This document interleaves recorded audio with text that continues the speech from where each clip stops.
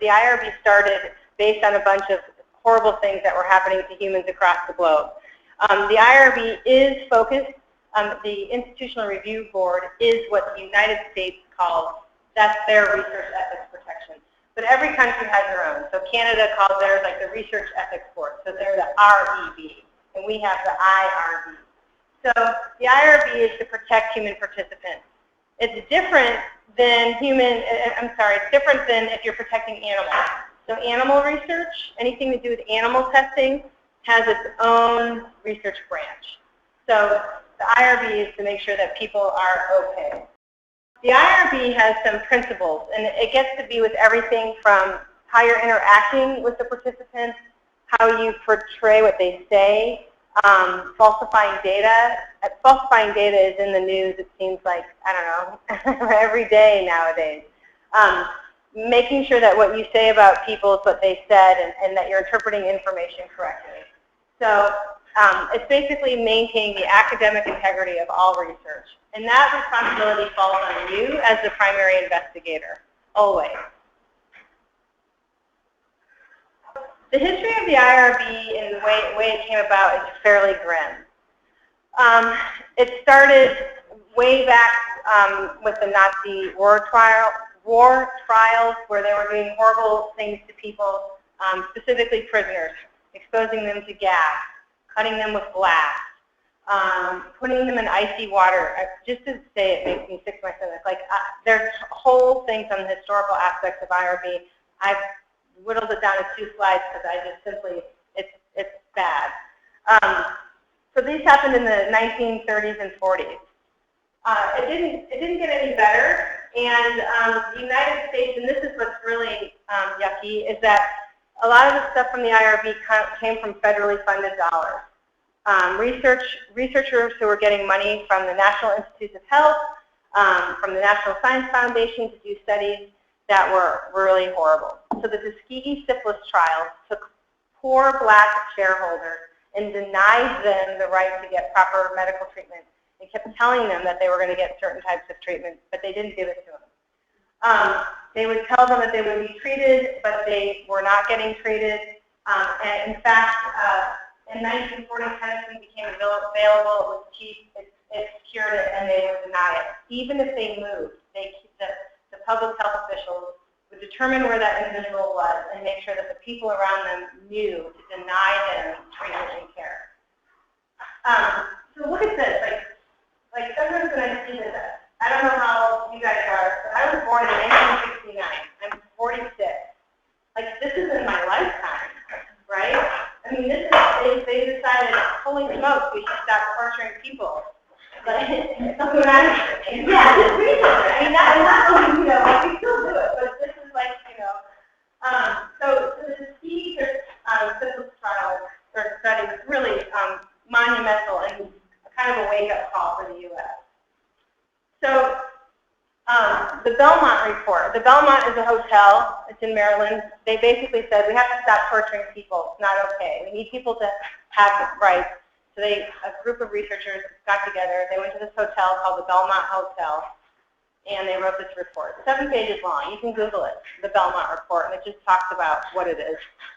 But they have 3 basic things that they focus on.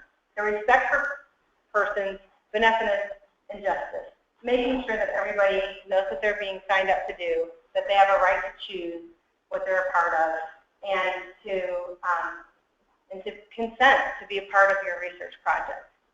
Now, has anybody heard of The Immortal Life of Henrietta Lacks? You guys ever hear that? They can't. Oh, yeah.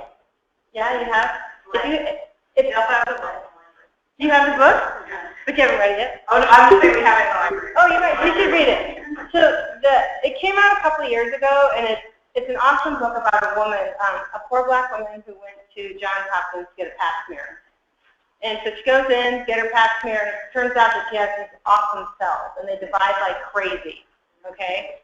And they're able to take her cells, and they realize, like, wow, like we can grow this woman's cells. Like, she's super prolific. The cells hold up over multiple generations. Let's use these cells for experiments and stuff. Oh, lo and behold, they used it to stop polio, you know. And they named the cells HeLa. So whenever a scientist names something, they always use the first 2 letters of the first name and the first 2 letters of the last name. So her name is Henrietta Lacks, so it's HeLa, the HeLa cell. So Henrietta Lacks, this journalist went out and dug it up. Turns out that she was very poor, had no money, literally living in squalor. None of her family had health care, like just horrible. This was all recent.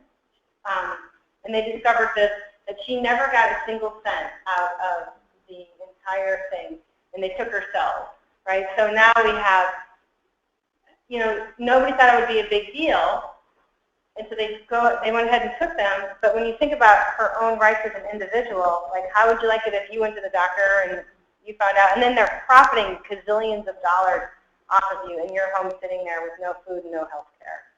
It's a tragedy. I mean, so the whole idea behind research ethics is it's not that I see that everybody walks into the world with an eye to harm people. Nobody wants to do that, right? But what you might not see could be harmful because you're blind to your own passion about your research, if that makes any sense. So it's just something to kind of think about. Okay, so they wrote the Belmont report, and they came up with a federal regulation. It's called 45 CFR 46, Code of Federal Regulations. So that you need to be responsible with human beings when you're doing research. Now there's a loophole here. This was developed, I think it's important to know, and how you guys are socially responsible for navigating the loophole. This rule, CFR 4546, is intended for any institution that gets federal grant money. So let's say you were going to Cal State Berkeley and you were working on an NSF grant, or you had a National Institutes of Health grant. Any funding agency that gets, any college that receives federal funding, not in the form of financial aid, which is also federal funding, but any institution that receives federal funding has to, they have no ifs, ands, or buts, they must have an IRB, okay? And they must follow the rules. Now, in small liberal arts places like here, small graduate colleges that don't receive federal funding in the form of federal grants, the accreditors say you have to have an IRB. Okay, so it's a different lens. The accrediting bodies want institutions to have an IRB because they want students to learn how to do good, sound, ethical research. So you guys are the principal investigators, and everybody wants you to walk into a situation with the most ethical research that you can drum up and do that won't harm people. So I think it's important, though, to understand how it kind of falls into place. Are there any questions so far? None? All right. So the IRB has a process.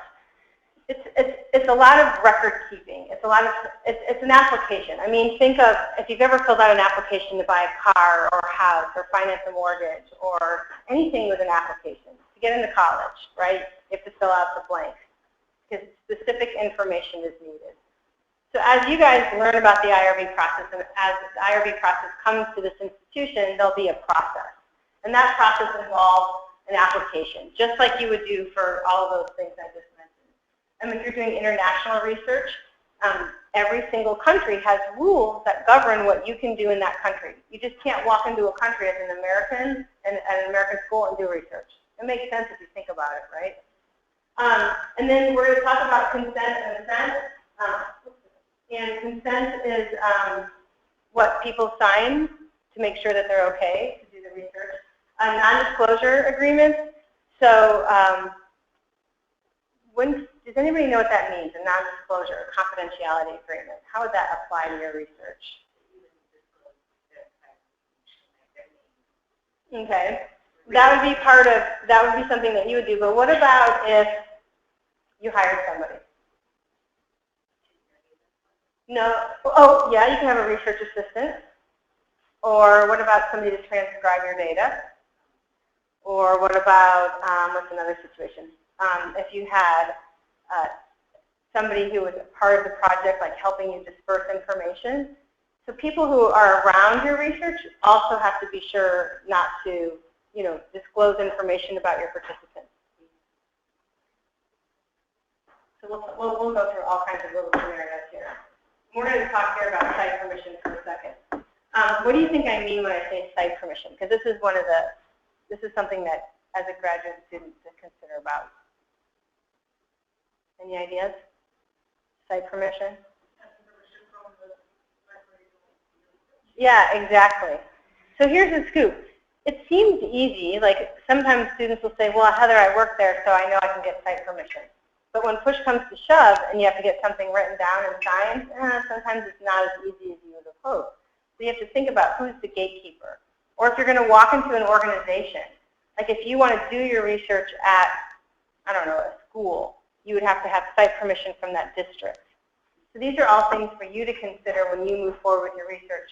And we'll talk about this with scenarios. But who do you have to go through? Who's your gatekeeper to get information? Okay. When we talk about the IRB, we want to focus on protecting people, maintaining their privacy. That's a big one. Like if you think about Henrietta, her information was not private. It was not confidential. People knew who she was. They had her full medical history to know about the cells. Okay? And so all of this has to do with maintaining the dignity of her as a person. So what you ask people to do, or what you gather from them, you have to think about who they are as a person. And then the other thing that often occurs is, depending on who you want to talk to, are the people that you want to speak with, are they able to make an informed decision? So for example, a person with a mental disability or a person with some sort of cognitive issue, can they consent to be in the research, or do they have somebody who's appointed to help with those types of things? So all of these will add layers, because you want to make sure that the person of interest, the participant, is protected and able to consent. And then finally, we're going to talk about vulnerable populations, and I want to talk about that as we'll get to your individual scenarios. But with vulnerable populations, sometimes they don't have. Oh, is this? Sorry, it's like a giant iPad. Vulnerable populations sometimes can't make their own decisions, or they don't understand, or you reference things with like translation. Are you speaking their language? Are you honoring their culture? Are you asking them things that, as you know, from one culture to another culture could be very offensive? So these are all things that we'll think about. Because we're all about managing risk and feasibility. So what is feasibility, do you think? If it's possible. Exactly. And sometimes feasibility can be quite large, that trying to gain access. So for example, at Saybrook, where I'm the IRB director, if I get people who email me and say, Heather, I want to send a survey to all your students about their satisfaction in the online environment at your school, what do you think I do? It's really quick and easy. I just press the delete button. I don't even respond. Yeah, I don't even say no, because that would be responding. I don't even respond, right? I mean, so I'm the gatekeeper. I'm not going to have somebody who I don't know come in and ask our students about stuff that's just not going to happen. Same thing with faculty. Heather, we would like to interview your faculty about what it's like to be an online faculty member. Delete. I don't even respond. I get so many a day. I mean, I guess I could make a form letter that say our policy does not do this, but institutions don't do that. IBM is not going to let you go in and look at their financial records for fraud. It's just not going to happen, right? Medical surgeons aren't going to talk to you about the last time they left like a pair of scissors and zip somebody up. It's just probably not going to happen. So some things which might seem really interesting to you might not be as feasible as you would like it. Now, it's not impossible, but it might not be as